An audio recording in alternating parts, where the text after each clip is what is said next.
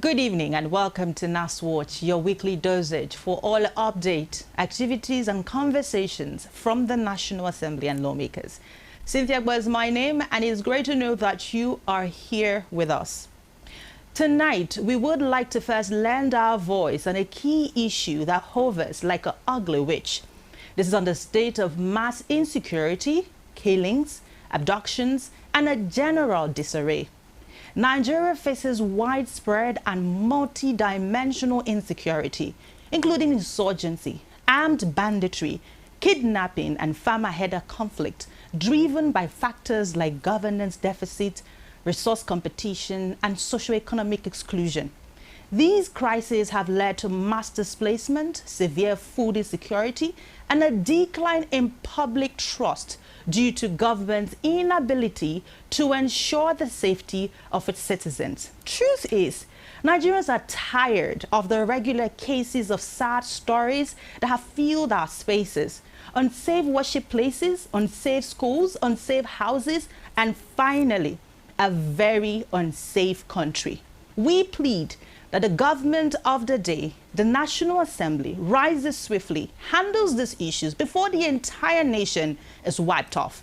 This is NAS Watch, a very quick break, and we'll be right back.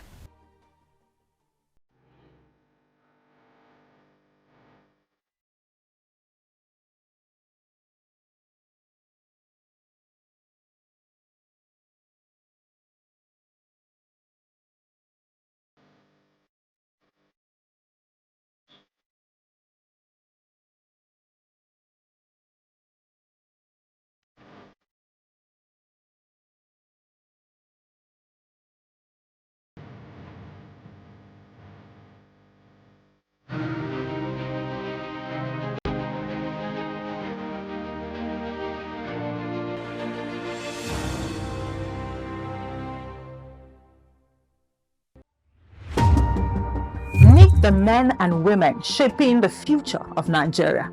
Get to know your representatives at the National Assembly. From lawmaking to constituency projects, we'll take you behind the scenes and inside the chambers of the Nigerian National Assembly. Learn about the bills they are championing, the challenges they are facing, and the impacts they are making in their constituencies. We'll also bring you closer to the people they are serving and the stories that shape their work. Join us on NAS Watch every Friday on Rapid Television at 7 p.m. So get informed, get engaged, and get to know the leaders shaping Nigeria's future.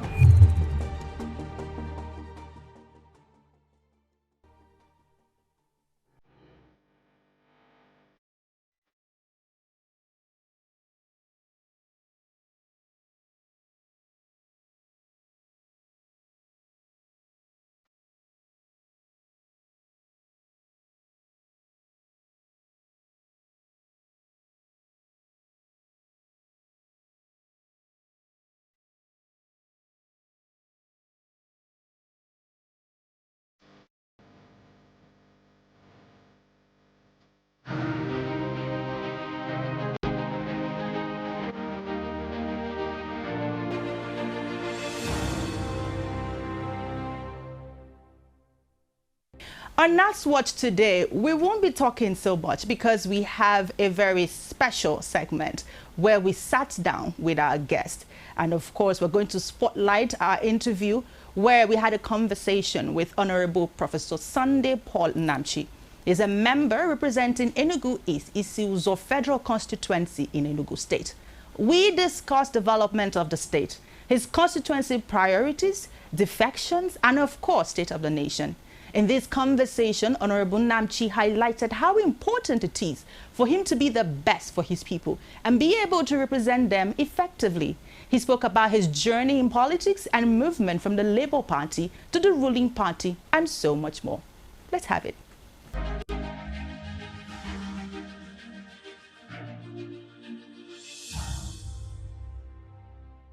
All right, so it's so great to sit with you, Professor Honorable. I need to really add the professor. It's very important to me. And also the honorable too is also very important. I'm there already. Yes, you are a professor of material engineering. That is actually very intriguing. there's this notion that we don't have very many widely educated persons in our National Assembly. That's a speculation. So I need to emphasize on the professor. Yeah. I mean, how are you able to balance being a professor, because you have like a wide range of certifications from not just in Nigeria alone. So how are you able to balance being a professor and being an honorable representing your people? I think it's not a very difficult question to answer. One, before coming to the assembly, I could tell you that you hardly hear the voice of our people in the house. And there was a lot of insinuations that people from my area don't go to school. I have to They like trade. Yes, they are not from trade. I happen to come from the township part of Enugu. My local government is Enugu East. Yeah. So people are desirous of buying their land to build where they want to live in the town. So very many people tend to go and sell some of the land. And in my area, when you grow up and reach 18 years, you are given some land. And because they give you those lands, and you are supposed to give, well, even your kids, when your kids reach 18 years, they also get. Does this apply to both genders? Yeah, not in every case. Okay. But if you are like a woman, you have a kid in your place, it's also involved. Okay. So our people are very receptive to visitors, and that also applies. So sometimes you see a kid when he's 18, when he's in secondary school, and they give him land. And if a kid wants to sell a land 5 million, there's nothing again your parents is telling you that you'll be listened. Some of them will just abandon school and go and buy keke. Some will go and abandon school and buy bus. So it becomes so that's where you start having from one advantage to another disadvantage. So over time, my going into this was purely accidental. When I came back from overseas, I noticed some things not going wrong with the appointment with the selection of local government and others, and I needed balance. So I took up a protest from different zones to the government house so that things would be okay. And I noticed that nobody from my area were willing to do that, so I did it. But that was not politics at all. I'm just doing this as is necessary. After that, I went back to the university to teach, to be other. When at the end of it, sometime somebody who was contesting, I'm just telling how I entered politics. Yes. Somebody who was contesting for governor, who happened to be very influential and very well known, he called me that, Paul, I want you to be my admin director for this campaign. I said, okay, well, that I can do. I took it off. And it's somebody I respect very well. And I see, it's somebody I call as a mentor. It's my mentor actually. He's the person. He's a former minister, two-term minister. And he's a professor. He used to be in MIT. I was close there meeting him. And so I think he has something to offer. Went through his manifesto. So on the day of their nomination, it was like, it was just maybe it wasn't carried along. They just gave that explanation. He said, well, maybe I wouldn't go, but I would send something. So he went and bought forms. I was one recording those forms. So at the end of it, a lot of people were afraid of fighting PDP, because PDP have dominated the states since 1999 till of late. But he said that he wants to prove a point. And they were calling people to take forms from different sites. And I was one recording. I have no interest. And when it came to my area, I called a lot of people, nobody wants to contest. Why was that? You mean why? They are afraid of the powers of the incumbency power of certain areas of some people that have dominated it a long time. So all of them were saying no. Some will say no, I don't want to contest now. Maybe later. So it's just say excuse. So after some time, I just gave him the brief for what happened in those State, because he sent me to go and buy the form. Then with Labour Party, that was even before we entered. Okay. After buying the party, I gave him the report and everything. He said, okay. He was going through it. He said, your area is Enugu East. Who have you actually gotten for to contest them? I said, told him the people I called, but nobody were willing.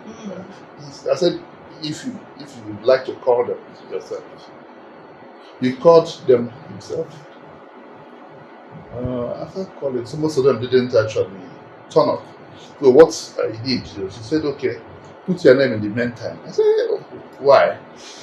I said, I said, put your name first. I said, well, let me tell my wife that he asked me to write my name. He said, no, this was not about telling your wife. You put your name, you can't tell your wife. Not tell your wife before you put your name. It's somebody I actually revere so much. So I said, okay, sir, I wrote my name. He asked me, well, what do you think? I said, well, if you say I should do, I'll give it my best. And okay, then that's how it started flowing. So when I went home, I thought about it. How could this be? I have some people that we are saying that we are just like, in fact, the opponent there was saying that they have already won election even before they. So I said, well, as a person, as an engineer there, but myself, that I should be able to wriggle out of this by using knowledge. So I do have some of my contacts overseas. I sent my friend to scout for somebody for me. I said, what type of person? I said, how to defeat an infant. That was my. Sounds like a search you would ask Google or ChatGPT. No, it wasn't Google thing. It was just purely. So from poster to the election, I have a plan. You were strategic. Yes, I have a plan. Even the poster was a planned poster. And you won. Yes, I did won. How did the opponent feel when you won? You knew it was over. You knew before the election that I would win. At a time, you must have known. Even I know that I will win. Because at a point, I was having a bit of. Let me give you another perspective. Okay. The perspective is that I was being briefed 2 weeks. I have 2 weeks plan. One of the 2 weeks plan was my design of the poster. The poster will be 2 types. The first one that will come out at wow people, the colors it will be, how it's going to be, the strategic places I have picked where the posters will be, this will be there. So it was really planned, different colors. This first color will come first. On that note, then we also plan that the poster will be removed. Now people will start hearing the poster. What do we do when that start happening? So we plan this. Don't tear theirs. Allow them to tear yours. So there was a lot of plan from A to B to the final. So I had such things with them. Haven't seen. I mean, you giving account of everything that happened before your election and how you won. Yeah. It speaks about a man who is detailed, right? And very, very committed to a cause. Now you are in the position. Yeah. And the people were entrusted. I mean, I was going through, when I said I was quite impressed off the camera earlier, I was going through your lineup. The very time you got in, you started off, you hit the ground running. Yes, like the president said, you hit the ground running. Yeah, I did. And you started off with outreach in schools, educating people in schools. Yeah. Was that the primary thing lacking in the constituency, that you had to focus on that? You remember I started by telling you that there's a perspective that my people don't go to school. In fact, when I came out and wrote to professor, they said, is there any professor in this in this local government? Because of the my people is just that's very jolly good fellows. When you come to, it's like they would not get dark when you come to my area, because people I evening everybody's like they're out and about and all those things, and you have a different population. Then, because of the land issues, people tend not to focus on primary things. Maybe tomorrow, because school is about tomorrow. Except now, so. But by the grace of God, we have some professors and people, but they are very silent. So the people that have been representing us aren't that people that have gone to school. Okay. So I know now that my people are lacking in this area, and I also, from my own personal life, I lost my father when I was in JS1. So it's the only thing that sent me where I am is education. Education. Okay. So that is one. Then another thing that I was passionate about education. When I was born, my father gave me a pen and a pencil. That since he didn't go to school, you would go to school. Yeah, but he didn't live to see that dream.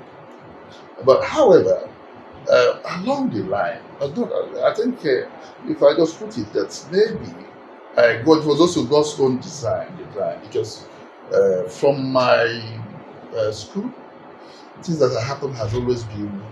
Let me give you an instance. From my year one, I was given a query that I was reading when others were sleeping.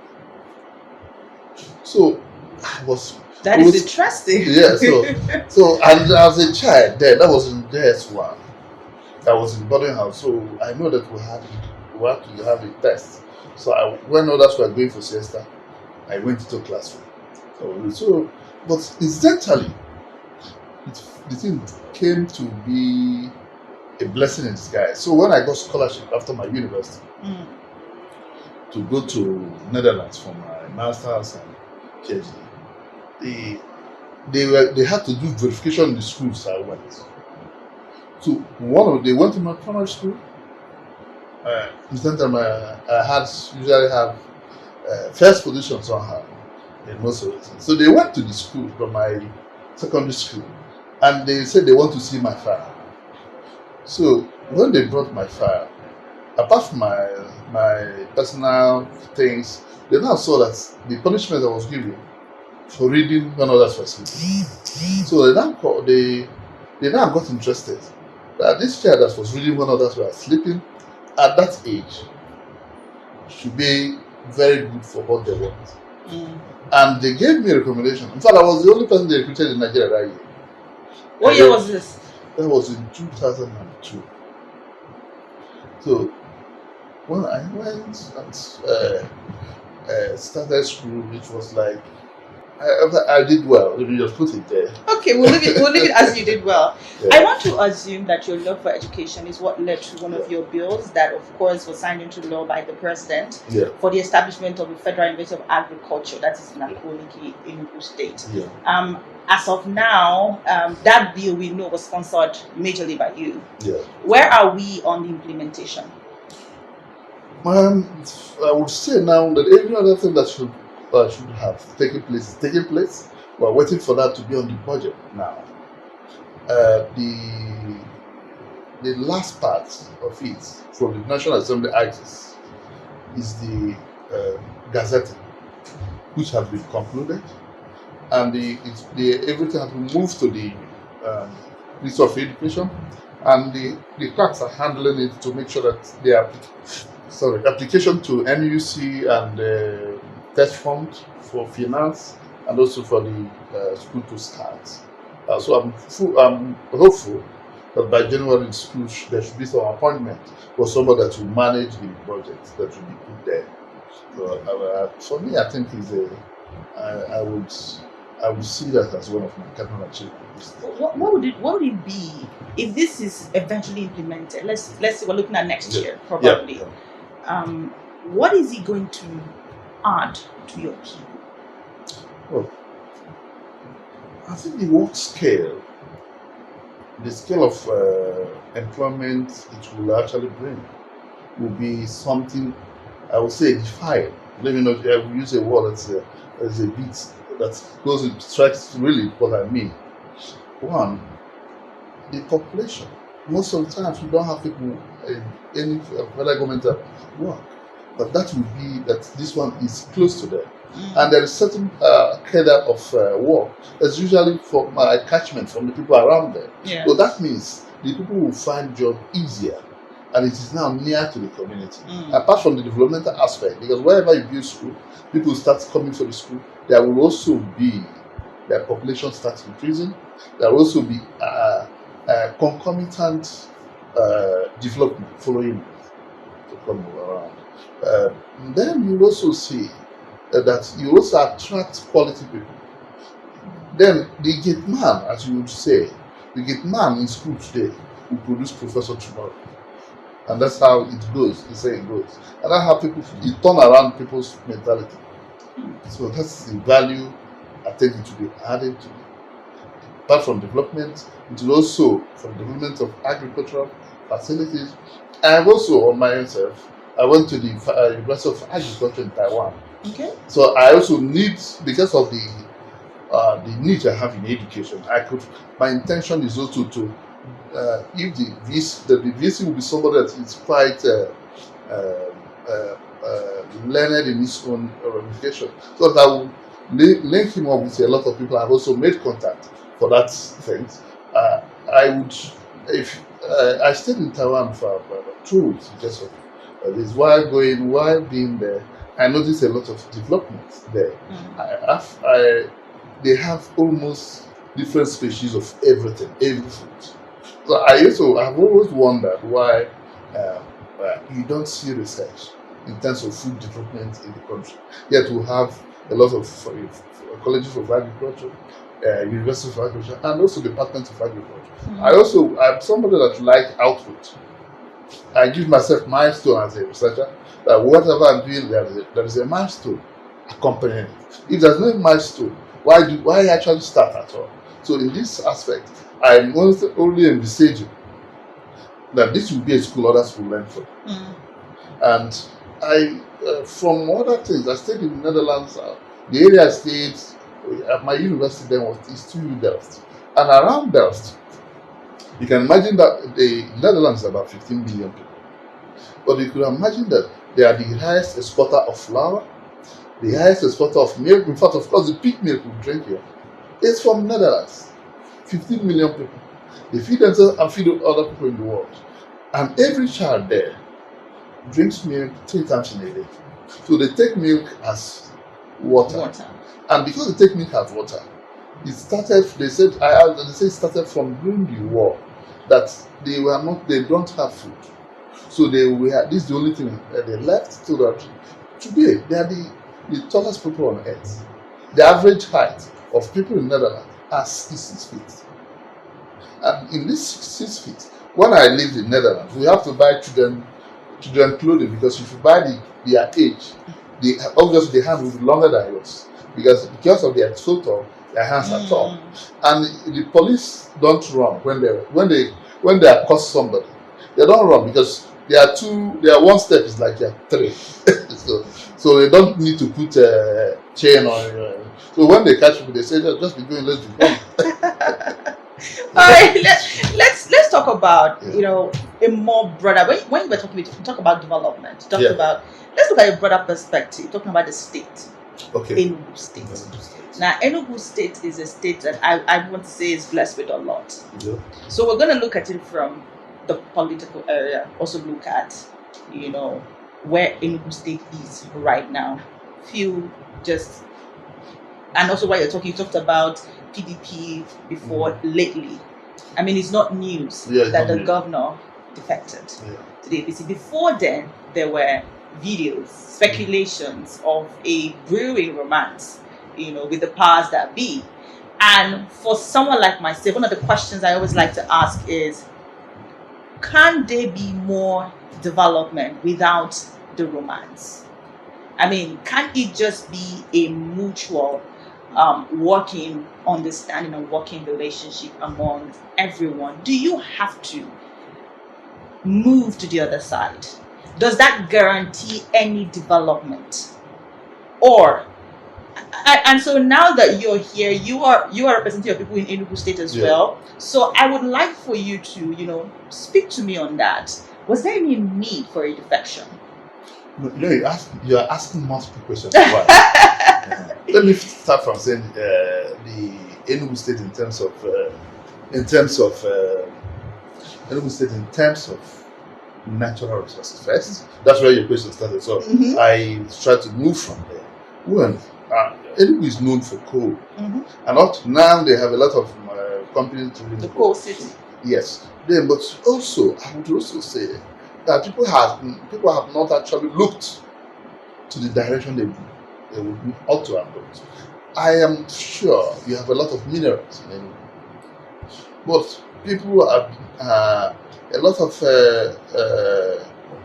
land speculators don't allow people to look towards that direction, to be able to check if there is other mineral resources, which I'm very sure there are. Then, in terms of building where you stay and all that, and the Igbos are much obsessed with building houses. Yeah, so that's also one of the reasons why they don't check the other values of land other than that, building houses and all that. Enugu being the headquarters of the Southeast region, every Easterner want to have a home in Enugu. It is also peaceful. Well, we will come to that. Okay. We will come to that. Yeah, it's also it's also peaceful, as I say. Then, as for development, there has been Enugu has moved from the old Anambra State to an old Enugu State, then to a new Enugu State. So these are cardinal developmental stages. But I would say that when during the military, a lot of the infrastructure we haven't taken care of.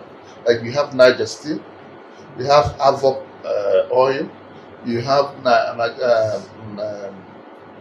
Sunrise Plum Mills, you have Nnamchi, you have Karagu Dam, cement. These are infrastructure that, if developed, there will be a lot. There will be a lot of development in the area.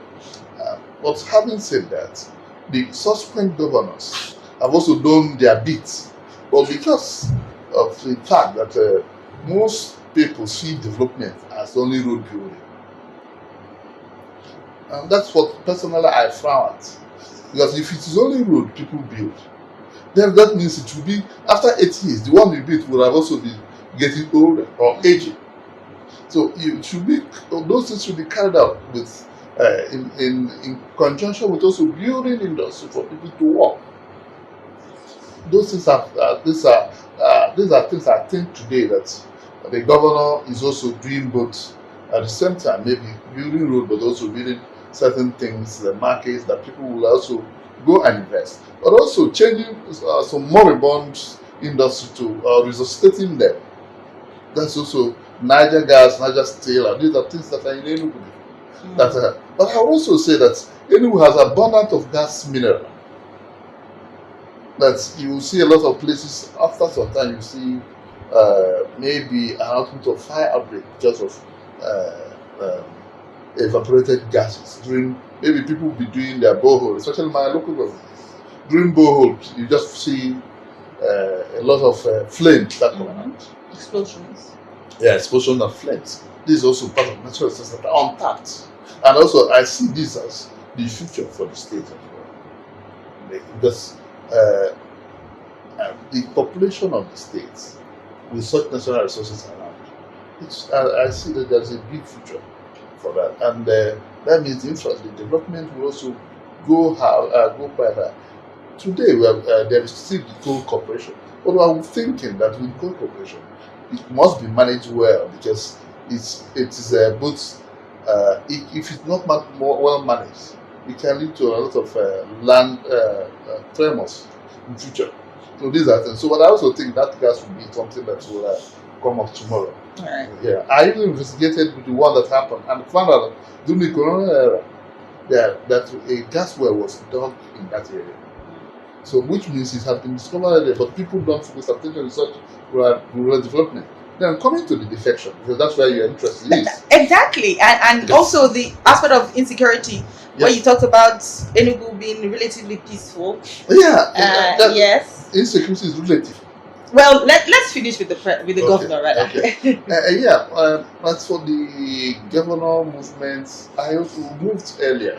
We were 3 or 4 the House of Representatives moved to APC earlier because formerly APC wasn't on ground. So we started fanning the embers of APC, trying to make it grow, trying to make it dominate. Luckily, by the grace of God, it has actually it's had now traction. Was it necessary? It was necessary because it is people that there was this narrative that this is party of these people or this is not party of our people. So you need to tell them that from the other regime that another person has actually been there now. But you had a party, right? We had a party, but it was a kind of, there was a lot of torpedoes of ego. I know that if you want to go into that, we'll probably spend the entire day trying to dissect all of that. Because it's always what everyone says when they leave their parties and but they say, this is what made me leave my party. See, I went to court against the party. Have you seen any House of Representatives or any senator go to court for the party to be in unity? I went to court, Federal High Court, on that. And so at that point you gave up and you said, I think I need to step away. Yes, because it was like nobody wants that to move. The created faction, people need to swallow their ego. You know, the people that still ego is the problem.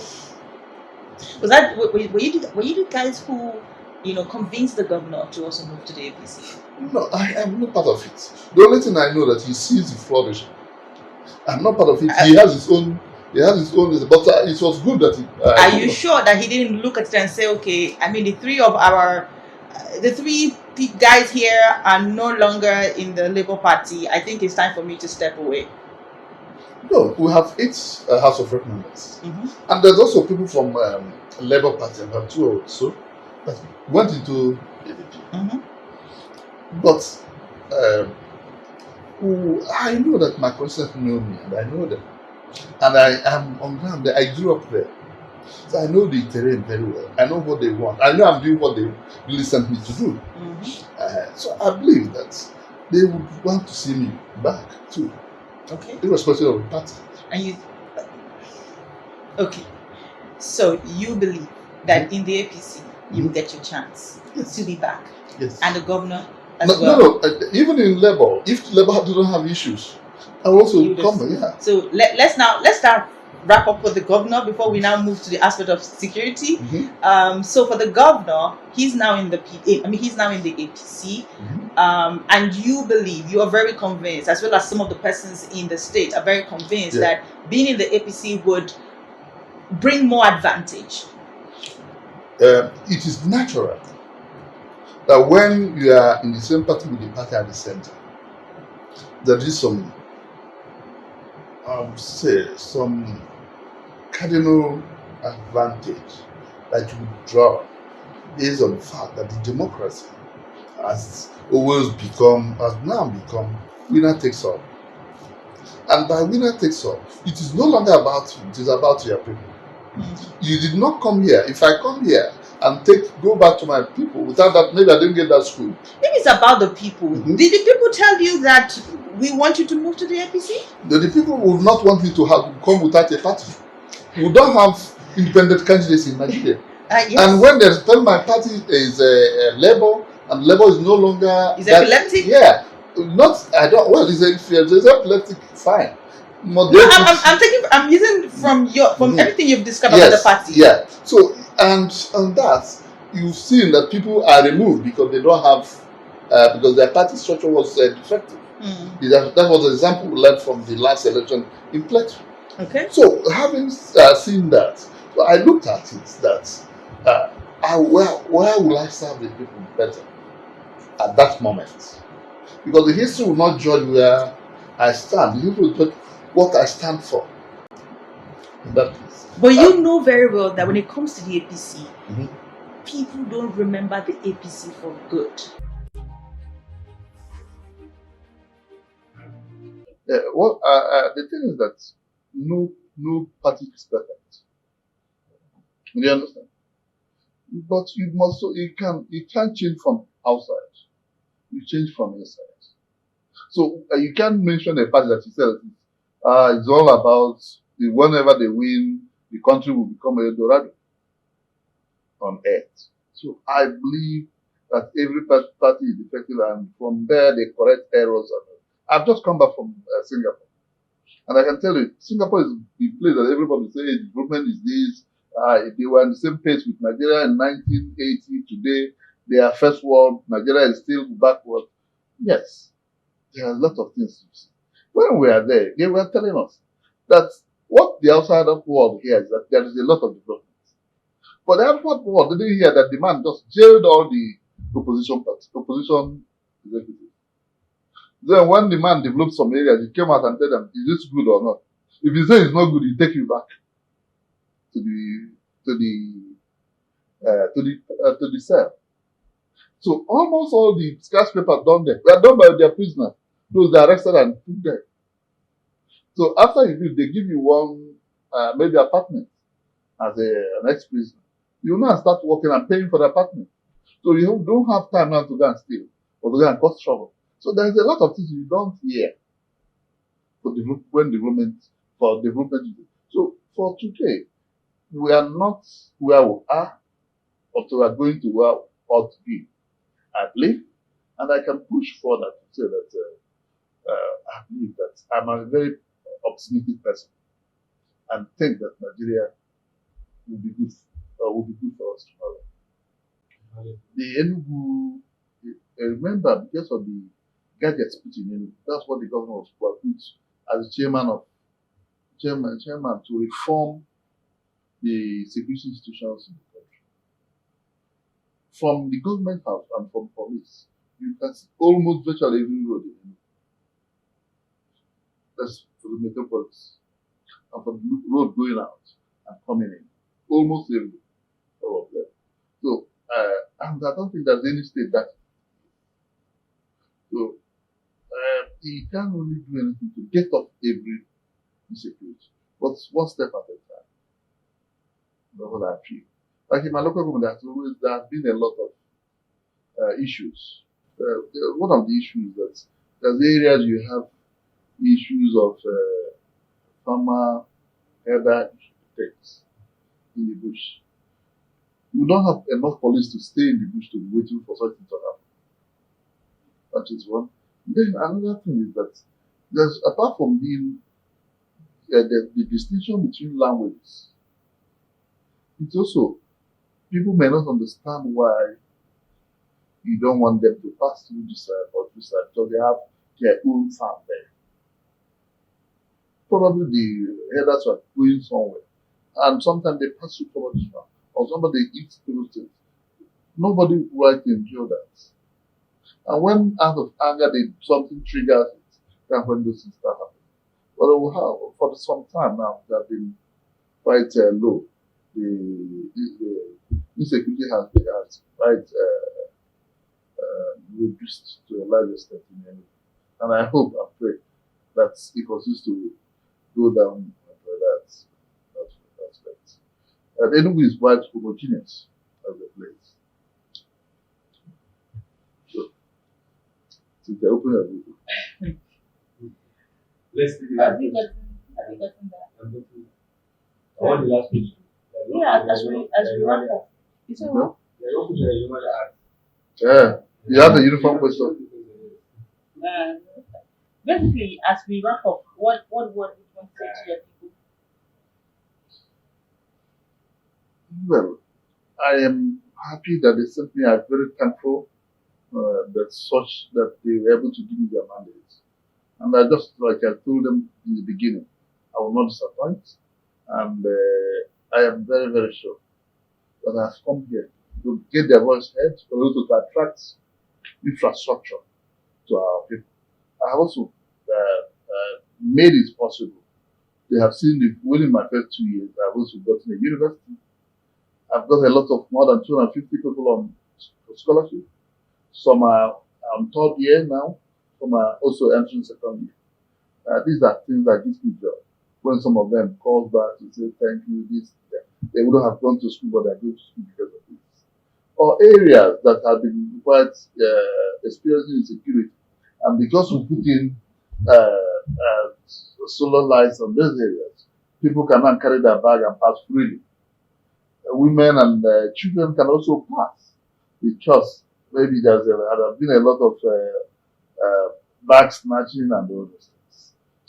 Coming back here also, you also see that in the house, I will make sure that things that are below that should come to my state, come to my state, and things that should come to my constituency should come. But I also have to make sure that on national interest, I have to do what I need to do, like making sure that the salary, the debts owed the lecturers are paid. That's a part of the things I've also done. Also making sure that most of my bill, more than 60% are nationalistic, because I feel that we have to develop the country. I want the country to move forward. And I see that I'm actually representing the country from the prism of my constituency. And I also think that the representation I have seen in Enugu from my constituency today I don't think that it's been unprecedented on like what we've done before. There's a lot of computer training because I know that people are now before you can take your work now and jump and all that, you must be computer literate. So people will fail not because they didn't know what to write, but they can't handle the computation. So that is why I also incorporated that into my programs. I also know that we will lack a lot of tertiary and secondary and also primary healthcare. And because of that, I also have gone into doing a lot of free medical care to take care of people with eye issues, people with general health problems, and also other things like offering them glasses for that. We're also going to get into other infrastructure that should be able to, like road and all that. We're also do that. But most importantly is to ensure that the young ones, their tomorrow becomes better than today. That's what. Because ordinarily, those people doing that, I'm giving scholarship today, or the people doing computer training, they are not voting class. But because I know that they will value it tomorrow, they will need it tomorrow. It isn't about voting, it's about the people. So that's what we are being, the people first. And what I'm representing to make it better for the people, but also with them.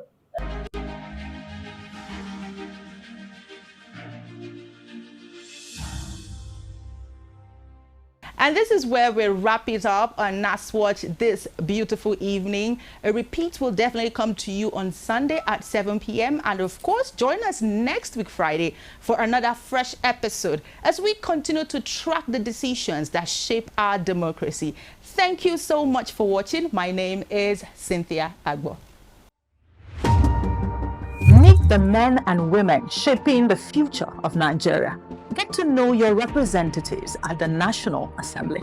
From lawmaking to constituency projects, we'll take you behind the scenes and inside the chambers of the Nigerian National Assembly. Learn about the bills they are championing, the challenges they are facing, and the impacts they are making in their constituencies. We'll also bring you closer to the people they are serving and the stories that shape their work. Join us on NAS Watch every Friday on Rapid Television at 7 p.m. So get informed, get engaged, and get to know the leaders shaping Nigeria's future.